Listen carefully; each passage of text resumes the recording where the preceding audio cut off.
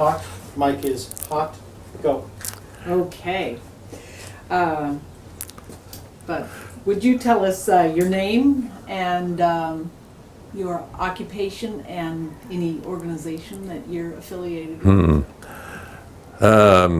James Bud Bottoms.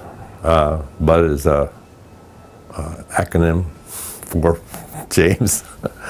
I'm a sculptor, and I've been a sculptor since I was 55. That's about 30 years ago. Thinking back to 1969. May I interrupt? Just a quick question. Let me make one last adjustment. Okay. And since Janet's voice is not going to be in the document Yes. asking these questions, Right. when you answer a question, begin with the question. If she says, Oh, really? what happened in 1969, Okay. your answer is, well, in 1960. Yeah. So you Okay. return the question because we're not going to have it there. Okay. And because I moved you, I need to adjust this. What's my name? Don't do that, do we? No, we don't have. Okay. Well, that's. Okay. Take it from the top. I forget. We'll repeat that. So tell me your name and your occupation Yeah. and your affiliation in terms of organizations. Oh, I'm Bud Bottoms.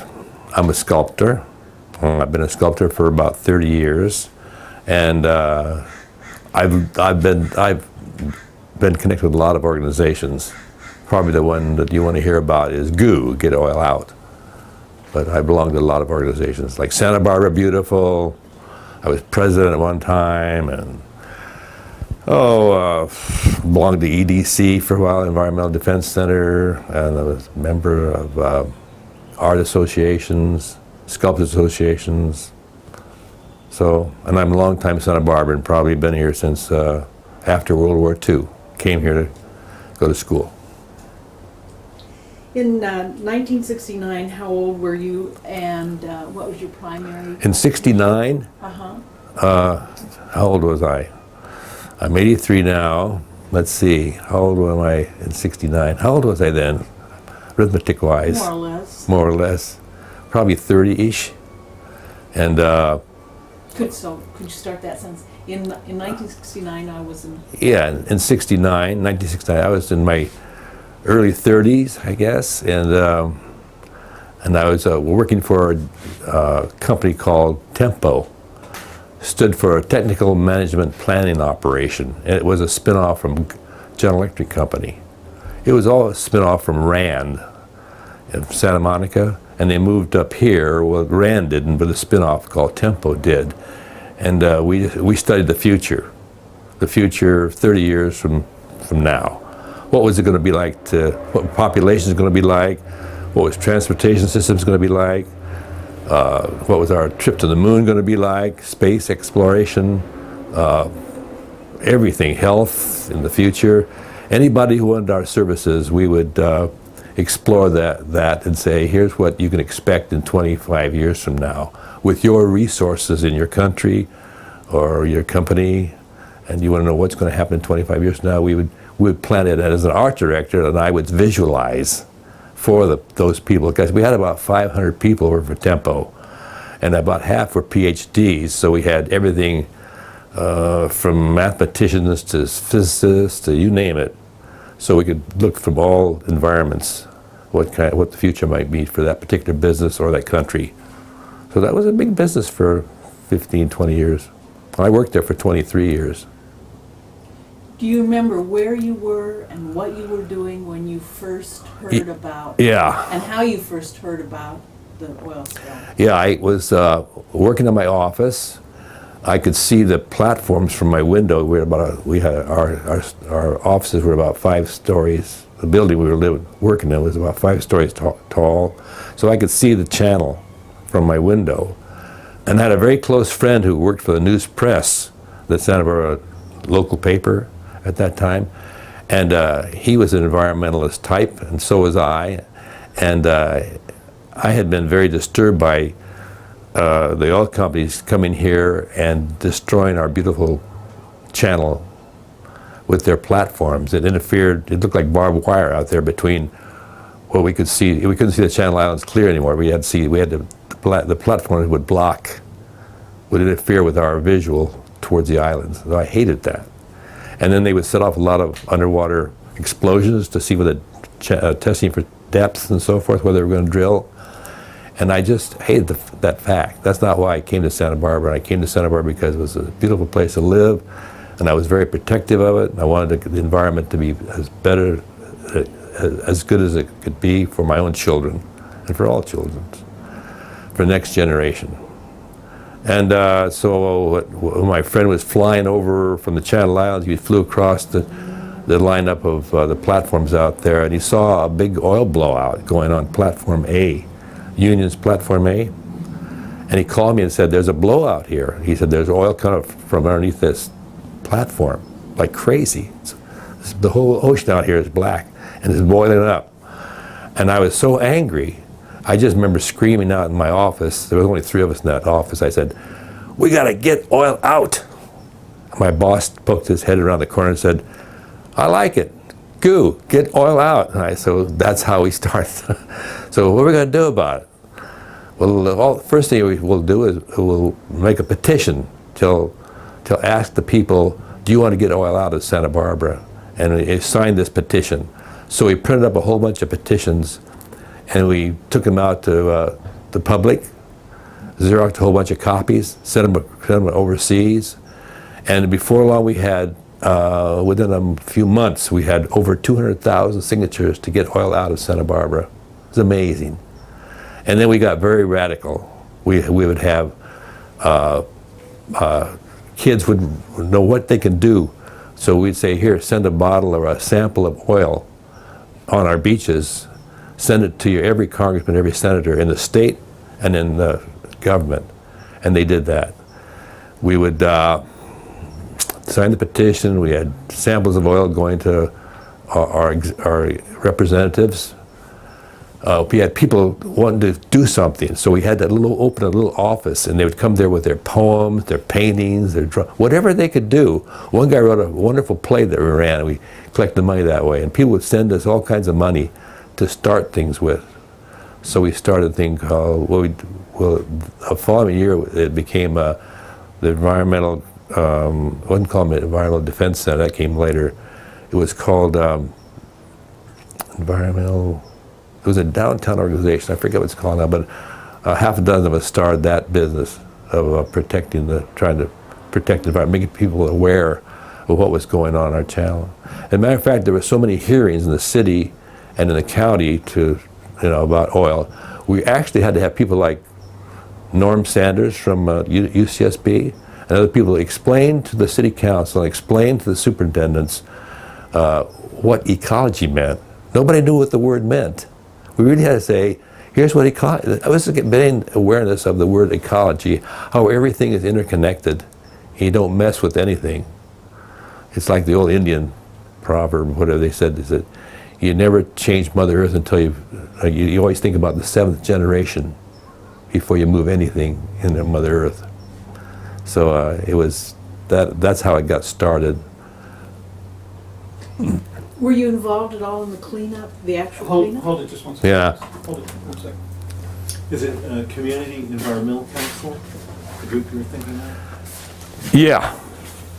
It was in Community Environmental Maybe you Council. can give them No, what did we call it that? Community Environmental, yeah, Paul Rellis. Paul Rellis started that one. Paul Rellis came to me and said, what can I do, young guy going to UCSB, he said, what can I do to, help? And he says, I have an idea, I want to start something too. And he said, we don't have any money. And I said, well, money's coming in like mad, so here's $100, Okay. I want to get this. Okay. He's Oh, all right. suggesting this exquisite sculpture with the most exquisite glaze, but we'll talk about that. Okay.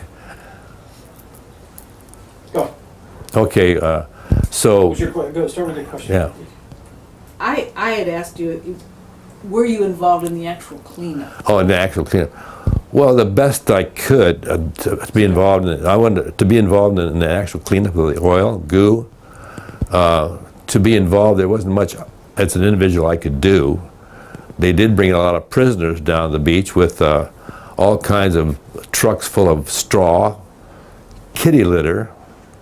They dumped it in the ocean, dumped it in the harbor, and then they'd get out there with pitchforks, and as the oil and particularly soaked up the oil, they would put in there. The way I was involved with it was being radical and having people do guerrilla warfare against the oil companies.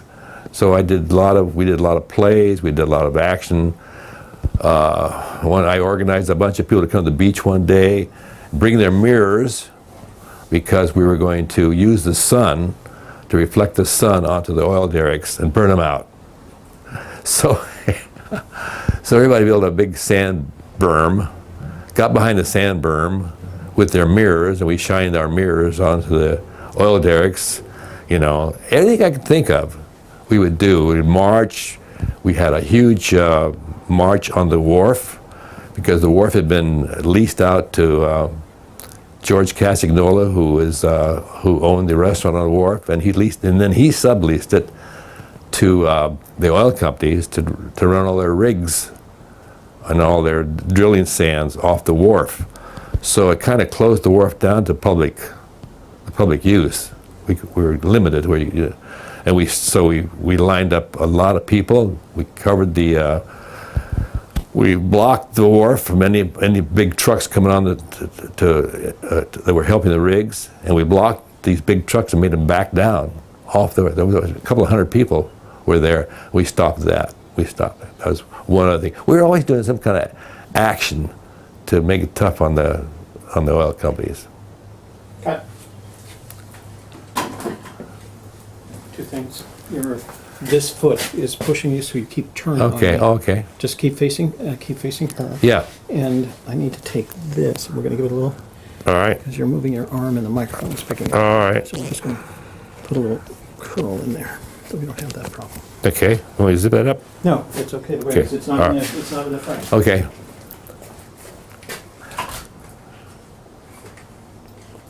Go. Within the next couple of years after that, were you involved in the activism that led to the passage of Prop 20? Prop 20 was, let's see, I'm trying to remember what that one was.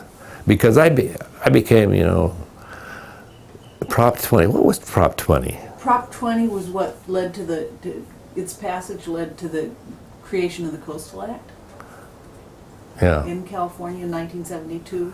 Was a statewide initiative. That was just the state, that we were going to get the oil out of the state lands. Is that the one? Yeah, I was very active in that one. We could. Well, one time, Al Weingan, who was one of our senators in Santa Barbara, and me, and I don't know who else, we took our hundreds, thousands of petitions to the state when we wanted to go see Reagan. But we had to see the assistant governor, the lieutenant governor. We saw him, we presented the petitions to him. As you can see, these thousands of people don't want oil in Santa Barbara or along the California coast. And I think we had that. I think we had a lot of pressure there on the state to stop that. And sure enough, they did stop that. Proposition 20 did stop the platforms off of the state lands. So yeah, that was very successful. We were happy about that. Matter of fact, up on the mesa is a plaque that GU made up in honor of I guess it was Senator Teague of California, because he gave us a 10-mile strip of land that said you couldn't drill on California lands out there. So he has a plaque up there. You want to check it out, you can photograph it. Oh yeah. My involvement in cleanup was more in guerrilla warfare, plus picking up dozens of birds that were soaked in oil, and a lot of publicity about that. In a fairly concise statement, how would you say the California oil spill affected your life? Well, yeah, as an environmentalist and very aware of a future for my children, because I had 4 sons. From the time they were very small, I wanted the earth to be their earth, their environment to be as clean as it was for me as a kid. And I could see that with the automobile, with oil, the need for oil, because we got off on the automobile, was going to destruct. It seemed like oil was destroying the entire land, and the exhaust from the cars was making the air hard to breathe. You fly on an airplane, you look down, you see, oh, that smog down there. It was amazing, and it didn't exist when I was a kid in Santa Monica. It wasn't there. We could be on the beach in Malibu or Santa Monica, look back up the San Bernardino Mountains and be as clear as a bell and say, let's go skiing tomorrow. There's snow in the mountains, you know. But in the next few years, with the advent of, they took out the rail cars in Los Angeles and put in freeways. It meant more cars, larger populations, more need for oil, because the oil company said, if you can put it in a can, we can sell it. But if not, like if you want to use natural gas, forget that. Can't get that in a can. But one little side trip, the need for natural gas as opposed to oil, let's say. Natural gas is in everybody's backyard. You put a pipe down far enough, you can probably light it and have natural gas. And that's what they did in Summerlin. They used to have baseball games in Summerlin. They just drive a pipe in the ground all around the baseball field and light that's how they lit baseball games in Summerlin. So what is, in your opinion, today are the greatest threats for the coastline? The greatest threats are more development of oil, rigs, more rigs out there, more chances for explosions, disasters like we just had in the Gulf of Mexico. Yeah, the Gulf of Mexico, the GOM, the giant oil monster, the Gulf of Mexico. Yeah, that's the exploitation of the future disasters, where an oil tanker or any big tanker is going to run into an oil derrick out there. You can't control Mother Nature when it comes to the ocean. We learned that in Japan recently. And man said it's going to be a safe rig, or it's going to be a safe nuclear plant. Come on, give me a break. Mother Nature's going to do what she wants to do. She's always done that. And so my greatest fear is that no matter what man made, it's going to be whatever Mother Nature has in her memory, or whatever she wants to do. She's just going to destroy man's whatever. Let's do that question Yeah. again, Okay. because you have a lot of important things to say. Yeah. Take it right from the top. Okay. So, in your opinion, today, what are the greatest threats to the coastline? I thought the greatest threats are the oil companies. Their need for oil, whether it's a platform or whether it's drilling. They're going to, Mother Nature's going to have her way. It's going to be a big ocean. Or tankers coming down here are going to run into the oil derricks, or large waves are going to wreck things for the oil companies. They're going to have man-made errors in drilling.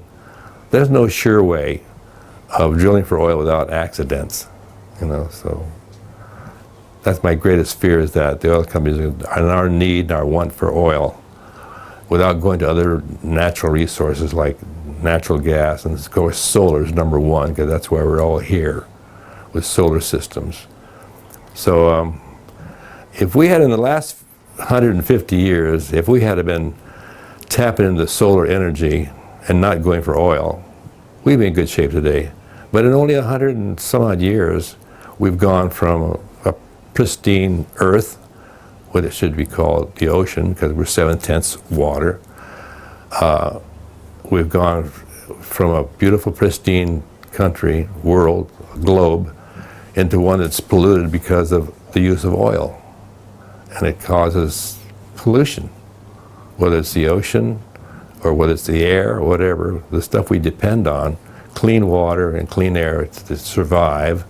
We're destroying it because of the use of oil, and that's causing global warming, which is changing our entire environment. It's as simple as that, you know. And population keeps growing and growing and growing, so probably our largest problem is overpopulation, period.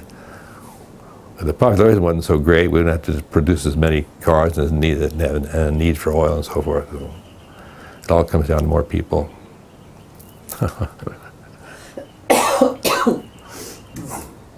Annoying cough in the middle of an interview.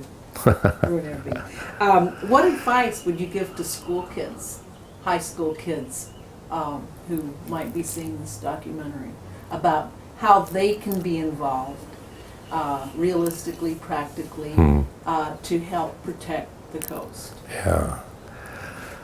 Yeah, for kids from kindergarten to college, I'd say get involved right now, as much as possible, by converting, by not using or looking for another system for transportation. Whether it's roller skates or bicycles or walking, utilize those as much as possible. But try and work and study about the Earth, what oh boy. Let's take a little break. Yeah. Let's think about that. Yeah. You've been invited to speak in front of Yeah. a class of high school children. Yeah. It's their environmental studies class. All right. You're going to be able to hold their attention for 60 seconds to 100, from 1 to 3 minutes. Yeah. And then they're going to start wandering off on it. Yeah. And the question is, based on your experience, your years of experience, Yeah. what advice would you give to these children in order for them to be inspired, to take action on their own, the next generation of activists? Yeah. What would you say to them? Yeah. Let me think about that. Take your time. I'm not very good about interviews. Pardon me? You're wonderful. I'm not very You're good with wonderful. interviews. It's all going very, very well. It's actually going very, very well. Yeah. And you're going to get a second chance anyway. So, yeah. I get blurred. I'm getting more and more blurred with my thoughts about That's why we're doing expressing exactly it. what we're doing, because those memories are going to fade, and we want to make sure they're not lost to the next generation. Okay. Yeah. We may make them memorize what you're saying and recite it word for word. Right. Yeah. Fourscore. Foursquare. Yeah. Our oil company destroyed our beach. Yeah, that's right. Well, I used to have to memorize all that stuff back in the day. Yeah, but you don't have to do it anymore. You got a little computer in your hand. It tells you everything. Well, they don't even teach history anymore. No, you can, Kids don't know. you can click They don't know what into it. World War II Blue was. panel. No, I know. They don't even know what Vietnam was. Yeah. Yeah, that's a hard time. Time goes by so fast that we forget all that. We've forgotten. People, they don't even know. You're exactly right. They don't know what World War II was. They don't know what this stands for. V for victory.